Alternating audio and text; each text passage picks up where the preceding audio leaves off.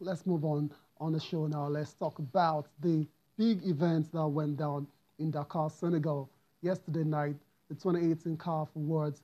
And the biggest award of the night is gone to Mo Salah for the second straight year. That hasn't come as a surprise to anyone. Kayode, I don't know if you're surprised about that. I know you're not surprised, actually. So let's just move on. And let's run through the winners on the night. And Kayode, we'll get your thoughts on every one of them. Nigeria just won one award.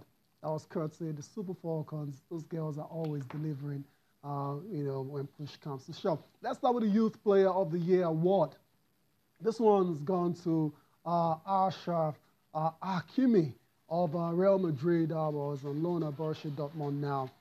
Cecilia thought Wilfred Ndidi should have gotten this award card. Or should have been nominated at all. Or should not be nominated at all. All right. I think so too. I think it should have gone in direction of our own Wilfred Ndidi, not because of sentiments, because a fellow Nigerian just like he is.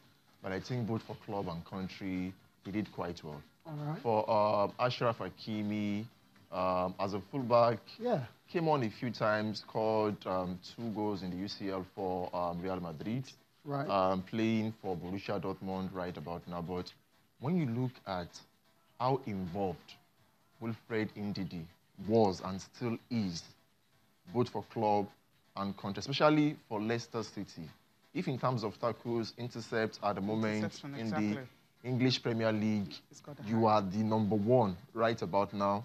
It says quite a lot about how good the young man and regular he has been. At the end of the day, it's about voting and who emerges, who has the most votes that gets to emerge the winner. It came as a surprise. Some will say it's deserving, but I thought, and I still feel, that Wilfred Ndidi should have gotten that ahead of Hakimi. But he didn't get it, so congratulations to Ashraf Hakimi, the fullback for Borussia Dortmund and Real Madrid. Let's move on to the next award. That's for the National Team of the Year, and that's gone to Mauritania. Well, for Mauritania, first time qualifying for the AFCON. Same as Madagascar. Yeah, same as Madagascar. So what's the difference? As written is sometimes it's befuddling, really. But it is what it is. It is what it is. They end it because Mauritania. I'm struggling to string words together now. So our Mauritania emerged the National Team of the Year. Madagascar as well qualified for the first time, just like Mauritania. By the end of the day, it's about the team that has got the most votes. Say for national team and for individuals, who's got the most votes. It will definitely divide opinions. Debates will be argued for and against. But like you did say in your phrase, it is what it is. Yes, let's move on quickly to the next one. And this is where Nigeria managed just the 1 win on the night. The Women's Team of the Year, Nigeria's Super Falcons. This one was never in doubt. Well, it was close to South Africa. All right. South Africa did well. In the year in review in 2018, they were involved in a number of competitions, and their general display at the Nations Cup said that this team were fully prepared. They could have won the AFCON, if not for the experience of the Super Falcons. But because of the victory at the Women's Nations Cup, I feel that was what tilted it in favor of the Nigerian women's national team, having lost the first game against South Africa and preventing them in regulation time and winning over our penalty kicks, surely etched them above the Bana of South Africa, and they're deserving of the honor. That was a close one. Yeah, it was a close one. Close shave for Nigeria, but still they managed to win. The Women's Coach of the Year went to Desiree Ellis. I would have been surprised if the Caribbean national team coach won, or even Thomas Zenabi. Why? Desiree Ellis deserved this honor. She's been there for a while, and over the years, she's been able to make the Bana a closely knitted side. You could see the bond in the team, and she's been able to translate her ideologies and philosophies into the team. Now the Bana are quite confident that they can compete at world level. But Thomas Zenabi, he recently just joined the national team, Desiree has been there for quite a while, and she has gotten close a number of times. I think it's high time she won, and eventually she did. Interesting. The men's coach of the year, Herb Brenner. Okay. Yes, this guy is an incredible coach, and is. Would you say he deserves to be the coach of the year? We're debatable. Yeah, okay. absolutely. Because there's Aliou Cisse on that short list as well. Aliou Cisse, and even the coach of Esperance of Tunis, that won the CAF Champions League. But sometimes it's usually a close call, and someone has got to emerge. Yes, the Atlas Lions of Morocco did well. They played well at the World Cup. Yeah, they didn't win. But when you look How many games did they played 3. They played 3 games. How many were won? They were close. I mean, they were close. They were close. Against Spain, against Portugal, they were really Did they close. win anyone? I'm not even sure right about now, but they were quite close. But Senegal won. Well, Senegal won, and you still say, I know. That was why I said it's quite close. And the coach of Esperance Tunis, I can't recall his name now. I would have given it to the coach of Esperance Tunis playing CAF Champions League. But sometimes these awards, you really can't tell how one emerged over the other, especially when it's very, very close. It's voting, though. But you're wondering the rationale behind those that voted. Do you understand? That's why I say sometimes you actually ask yourself, okay, how did this person emerge? But he has won it. He should enjoy his time under the sun. All right. Enjoy it while it lasts.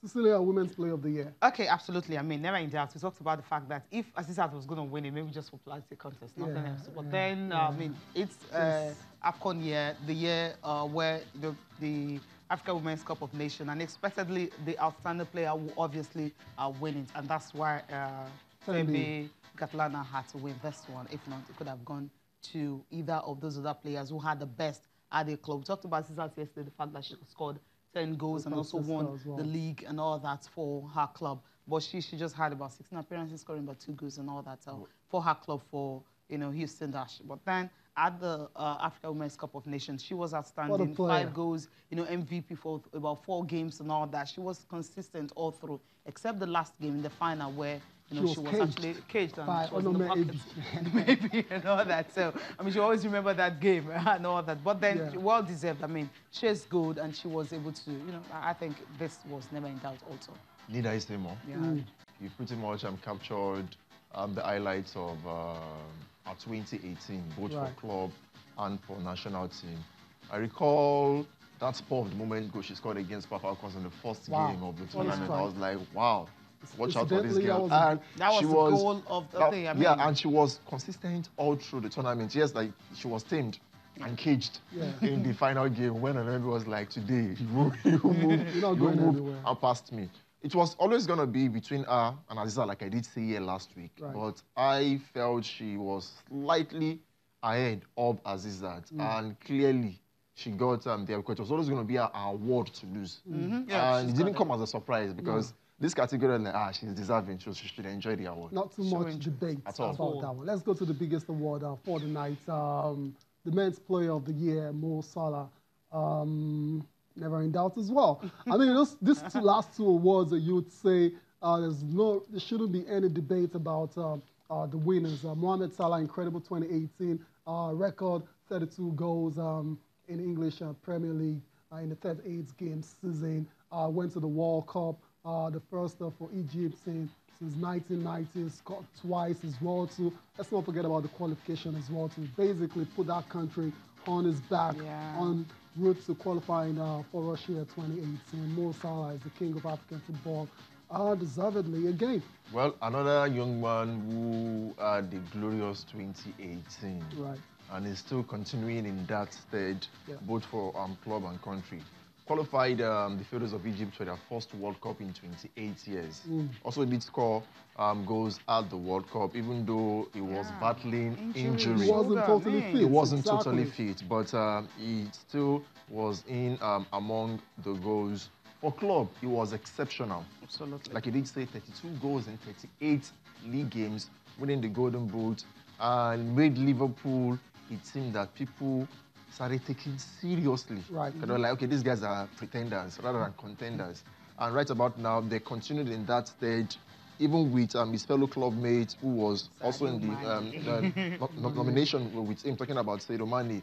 Those guys as well as Bobby Firmino have made the front three in England very fearsome and fierce. So going into the CAF Awards last night, you knew it was definitely going to be Mo Salah. And did it come as a surprise when it was announced as the winner, winning it back-to-back, like the likes of Yaya Toure, Samuel Eto'o, and even El Hadji Diouf, who did it in 2001. Samuel Eto'o did it in 2003, 2004, I think. Then, not too long ago, we saw how Yaya Toure won it back to back. And he made the award predictable. Mo Salah deserved it. And we've seen how he has continued, even though at the beginning of the season, he appeared to be struggling. That's him injury. Remember? That's but he seemed to have managed to turn the corner and is delivering on a quite regular basis for club. And right about now that Egypt, they've gotten the nod to host the Nations Cup. We'll get to that. I know we'll get there. He also puts him on the front burner because the responsibility will be on him to deliver for the Pharaohs at the Nations Cup. Interesting. Let's go and take Mo Salah's reaction after being named the African Player of the Year for a second time. He's understandably very delighted. Honestly, I'm very happy to win it for the second time. And, you know, I said before, even I said in the speech there, like, when I was young, I always had a dream to win this award. Now I won it twice, so I'm happy about that. But really, I would love to win the African nation in Egypt, especially when you play in home and with your people, and everyone is very excited. So we will do our best to win it in Egypt. I always do my best to perform better. I always see myself in better position. I know it's always difficult when you win an award like African Player of the Year. Like last year, it was like too much pressure after I won it. Everyone say he's not going to win it again. So I put in my mind that I have to be here again this year. So I'm happy to win it second time. And yeah, I'm very proud about that. I'm not complaining about the position, but something just pushed me more to work hard as much as I can to be again here next year. Yeah, 13